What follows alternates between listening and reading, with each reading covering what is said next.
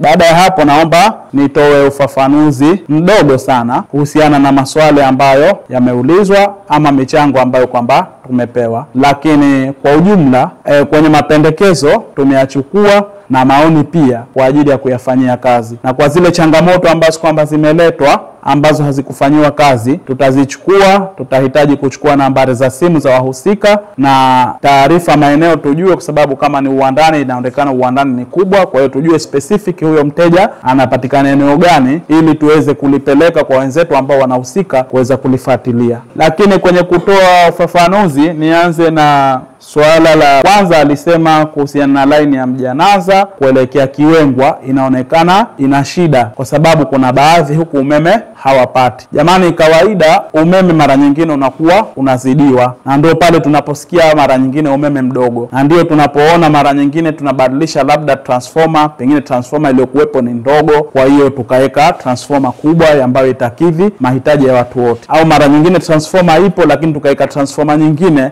na baadhi ya wateja tukawahamisha kutoka matumizi kwenye transformer ile ya mwanzo tukaingiza kwenye transformer nyingine kwa ajili ya kuhakikisha kwamba huduma na wao wanapata vizuri. Kwa hiyo kama kuna changamoto hiyo, ripoti ipo ofisini, tutaenda kuifuatilia. Pia kama haipo tutaichukua kwa ajili ya kuipeleka tuone changamoto ni nini katika eneo hilo. Lakini swala jingine aliuliza, je, yeye mwananchi kama mwananchi hajui umeme? Kwa hiyo kama kuna mambo haya ambayo yanafanyika ya wizi katika mitandao yetu ya umeme, wizi itakuwa sisi wenyewe, manake tutajibia, ndio maana yake, au sivyo? Kuna wizi ambao sikuutaja, kashanikumbusha ame, asante, nitazungumza baadaye.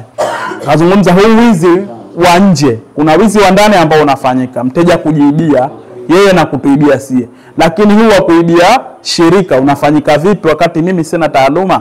Jamani, vyuo ambavyo vinafundisha taaluma ya umeme hapa Tanzania ni vingi sana, ambavyo kwa kila mwaka vyazalisha watu wengi. Shirika la umeme inawezekana ndani ya miaka 5 halitimizi hata watu 20 linaoajiri. Inawezekana hata watu 20 wasitimie kwa ajiri. Kwa hiyo imagine huku nje kuna wataalamu wangapi wa umeme, na mara nyingine huku nje kukawa kuna watu wana degree ya umeme, wengine na master degree ya umeme. Kwa hiyo inawezekana kukawa kuna wataalamu ambao hata watushinda sisi. Hilo linawezekana, tukubaliana, au sivyo?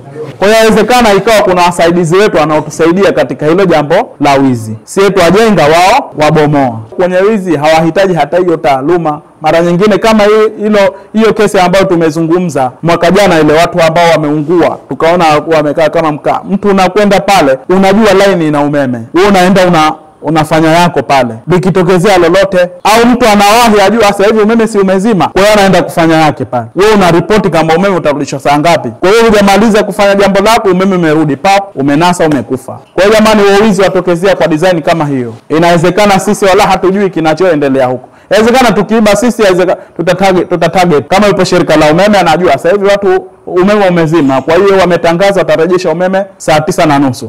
Kwa hiyo atajitahidi yeye kuanzia saa 7 umeme ukizima, kabla saa 9:30 aweka. Lakini kulingana na matokeo yanavyotokea ni wazi kwamba kuna watu wa nje ambao wanatusaidia kwenye kubomoa. ZECO ipo kung'arisha maisha yako.